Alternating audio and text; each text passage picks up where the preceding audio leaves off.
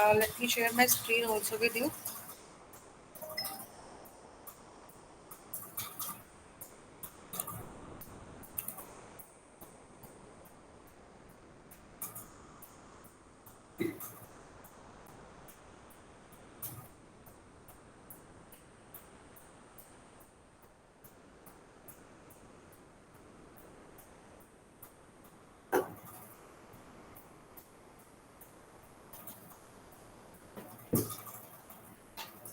Okay तो देखो हमने लास्ट क्लास में कंप्लीट किया था वन डायमेंशनल एरे। इसमें किसी को कुछ पूछना है? Any doubts?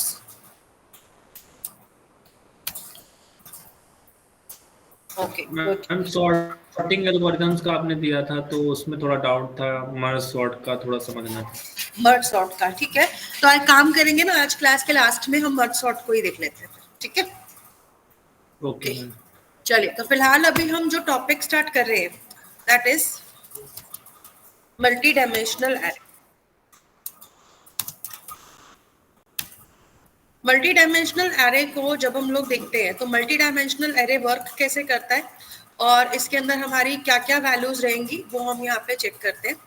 Multi dimensional array के लिए यहाँ पर हम आएंगे। देखो बेसिकली कहते हैं कि when we have more than one dimensions in an array, then it is known as multi-dimensional array.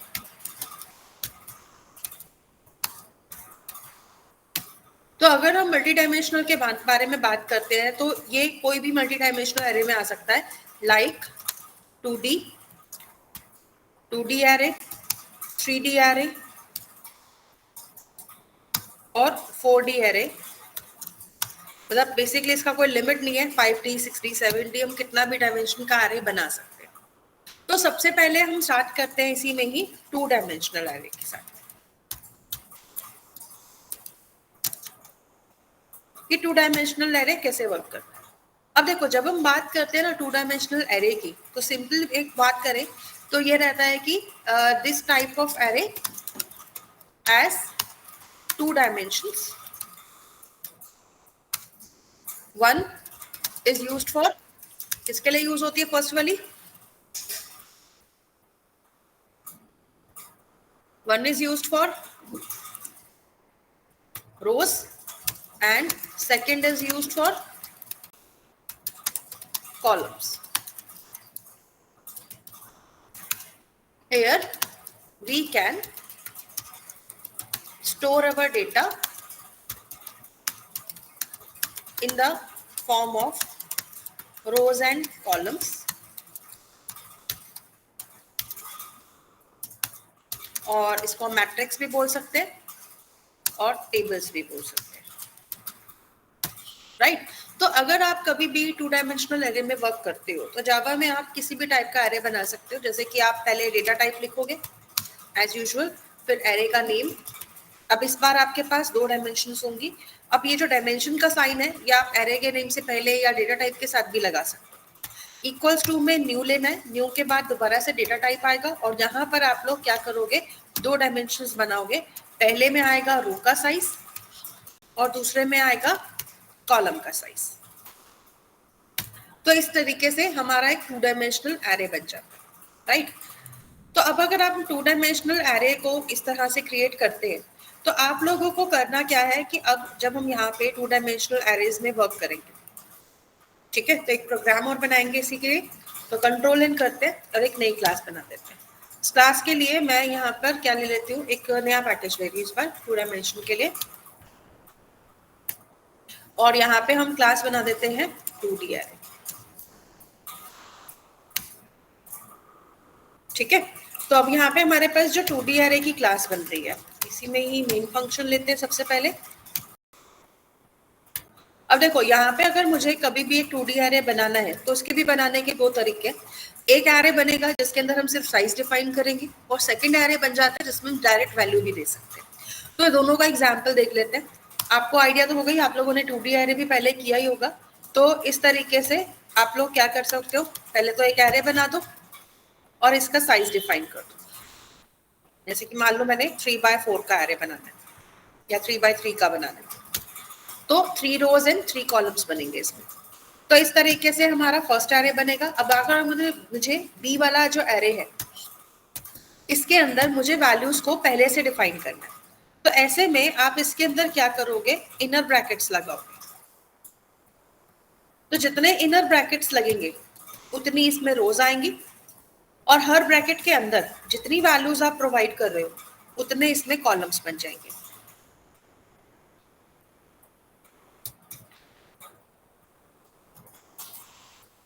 ये मैं इसलिए भी कराती हूँ क्योंकि ना इसके अंदर आपकी एक बहुत अच्छी हमारी फीचर बनती है जो आगे चल के आपकी एप्लीकेशंस में भी यूज होगी।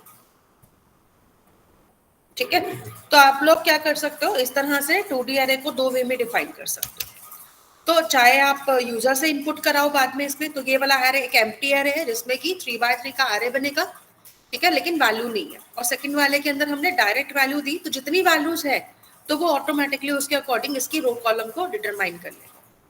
अब आप लोगों को अगर इसमें वैल्यू लगानी है तो क्या करेंगे, इसके अंदर स्कैनर को लेते हैं सबसे पहले।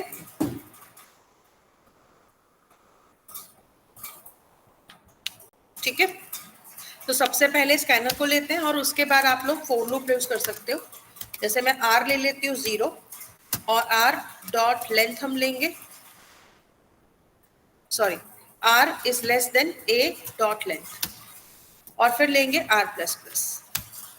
तो इससे हमारे पास 2D एरे में किसकी लेंथ आएगी, अभी क्योंकि हम एक 2D एरे ले रहे हैं, तो 2D एरे में अगर मैंने लिखा a डॉट लेंथ, तो ये किसकी लेंथ प्रोवाइड करेगा मुझे,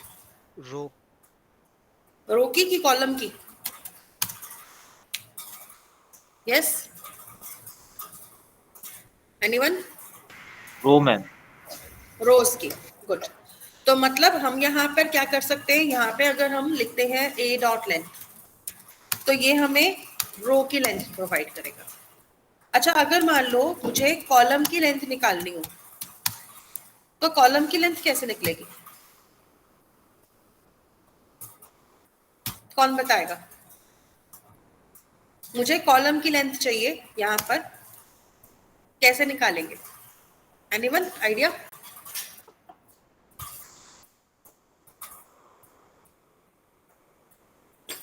हाँ जी बताइए।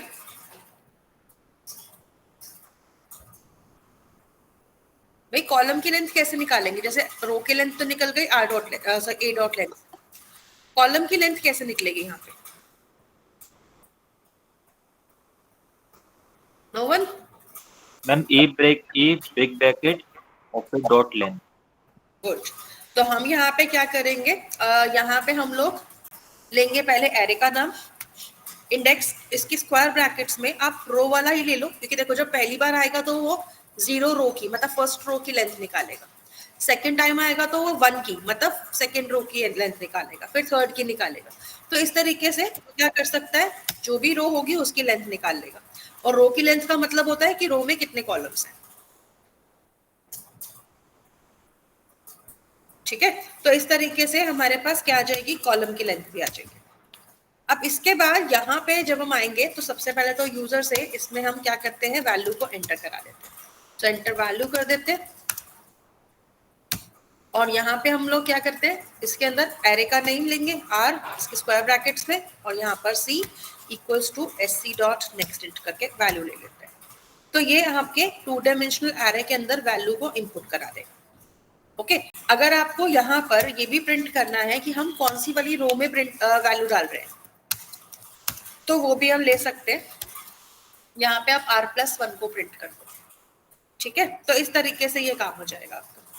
और यहाँ पे अगर आप लोग क्या करते हैं, अब इसको प्रिंट करना चाहते हैं, क्योंकि मेरे पास 2 एरे है, ए फर्स्ट वाला एरे है जिसके अंदर हमने क्या किया, यूजर से इनपुट लिया। सेकंड क्या है, बी जिसके अंदर पहले से वैल्यू है जिसको हम जस्ट प्रिंट करके देखना चाहते हैं। तो अभी क्या करते हैं ना, यहाँ पे आते हैं और एक मेथड बना देते हैं, पब्लिक वॉइड डिस्प्ले। इसमें आपको अगर एक 2D एरे पास करना हो तो आप ऐसे लिखोगे, ठीक है, तो ऐसा पैरामीटर ये चला जाएगा। और इस मेथड को मैं स्टैटिक बना रही हूँ ताकि मुझे ऑब्जेक्ट ना बनाना पड़े अभी। ठीक है, और यहाँ पे हम लोग क्या करने वाले हैं, सेम टाइप का ही लूप लगाएंगे जैसे कि हमारे पास ये वाला लूप था, ठीक है।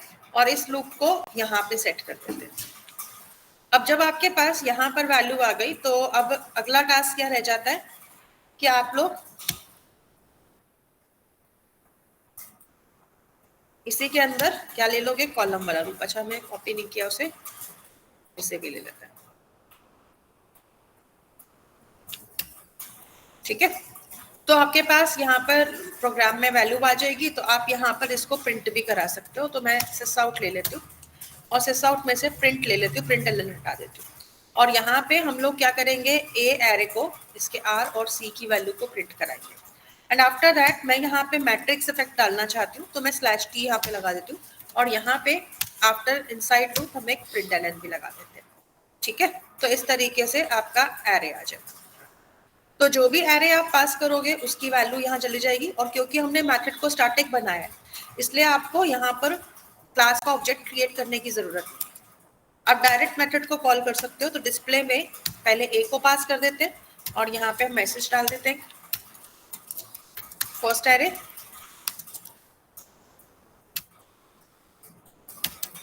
और सेम वे में यहाँ पे एक और एरे बना देते हैं सेकेंड एरे,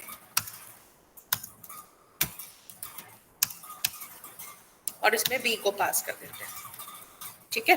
तो इस तरीके से हमारे दोनों एरेस जो है वो प्रिंट हो जाएंगे। और यहाँ पे हम थोड़ा सा स्पेस दे देते हैं, ठीक है। अब देखो अगर मैंने इस प्रोग्राम को रन किया तो यहाँ पे आप लोगों के पास में क्या आया, देखो रो 1 की वैल्यूज ले रहा है पहले तो ये, ठीक है। तो अभी मैंने यहाँ पर कुछ वैल्यूज को इनपुट किया, जैसे कि अब आ गई रो 2 की वैल्यूज। तो यहाँ पे हम रो 2 की वैल्यूज को इनपुट करेंगे। सेम वे में रो 3 की वैल्यूज आ जाएंगी, ठीक है। तो ये देखिए ये वाला एरे हमने अभी वैल्यू इनपुट करके बनाया, फर्स्ट वाला एरे जो ए वाला एरे है, और ये वाला एरे जो प्रिंट हो रहा है ये हमारा सेकंड वाला एरे है जिसको हमने पहले से वैल्यू देके रखा था, ओके। तो इस तरीके से आपके दोनों एरेस क्रिएट हो जाएंगे। क्लियर हुआ सभी को? Any doubts? लेंथ को ड्राई रन कर सकते हैं क्या? लेंथ को मतलब आपने जो कॉलम की लेंथ निकाली है उसके लिए पूछ रहे हो? Yes ma'am. ओके, यस कर सकते हैं बिल्कुल। देखो यहाँ पर इसको कैसे लेंगे वो देखते हैं। देखो आपने यहाँ पे जब लूप चलाया था तो यहाँ पे हमने क्या लिया था, r इक्वल्स टू 0। इसको यहाँ ले चलते हैं,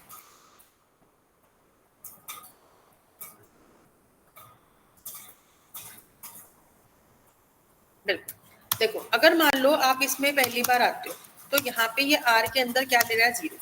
r को less than a dot length ले रहा है। अब a डॉट लेंथ लेगा तो इसका मतलब रो की लेंथ निकालेगा, तो रो की लेंथ थी 3 जिसको उसने यहाँ पे प्रोवाइड कर दिया। आफ्टर दैट यहाँ पर आएगा, क्या मैसेज प्रिंट करेगा कि भाई रो जो है कौन सी थी, जो रो का मैसेज प्रिंट हो रहा था वो यहाँ पे हो रहा था। तो r+1 मतलब 0+1 और यहाँ पर क्या आ जाएगा 1। अब यहाँ पर जब आएगा इस जगह पे तो ये क्या करेगा, इसको c को 0 पे सेट करेगा और कंडीशन क्या लगाएगा कि ar का मतलब क्या हो गया इस वक्त पे, a0।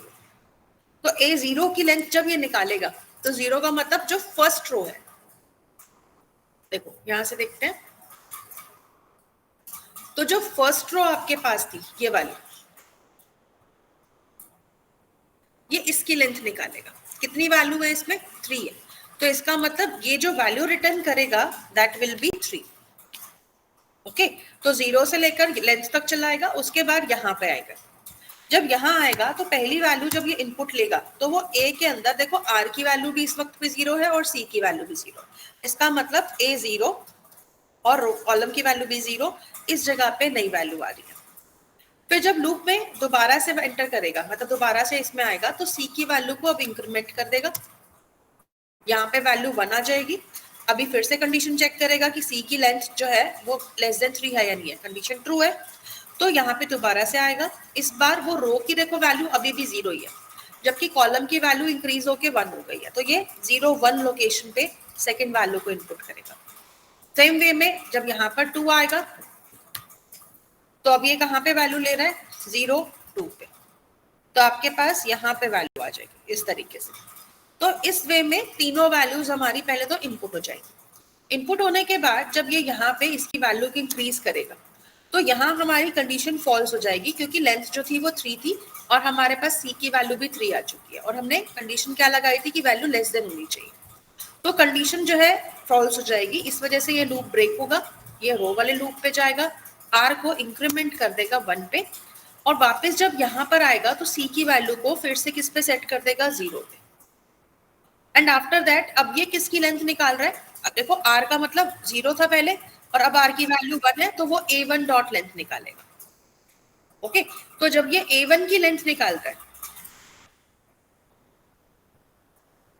तो यहाँ पे a1 की लेंथ निकलेगी, मतलब सेकेंड रो की, जो हमारी सेकेंड वाली रो थी, मतलब ये वाली रो। ओके तो इसी सीक्वेंस में ये चलता रहेगा, पहले 1 की निकालेगा, फिर अगली बार आएगा 2 की निकालेगा और इसी सीक्वेंस में वो वैल्यू को इनपुट कराता रहेगा। सेम काम हमने डिस्प्ले में भी किया है, तो वहां पे भी यही सिनेरियो वर्क कर रहा है। क्लियर हुआ यहाँ तक? Yes ma'am. Okay good. And any other doubt anyone? चलिए कोई बात नहीं, एक काम कर रही हूँ, ये वाला जो प्रोग्राम है, क्योंकि मुझे इसी का कंटिन्यूएशन में आप लोगों को प्रोग्राम बनवाने भी है, तो आप लोगों को मैं शेयर कर रही हूँ, अपने अपने सिस्टम्स पे इसको पहले बना लो। After that we will continue with next option. Okay so I am giving you not very much time, 10 minutes दूंगी, ज्यादा नहीं दूंगी। 28 है, 38 तक कंप्लीट करके दीजिए। ओके जल्दी कर लीजिए।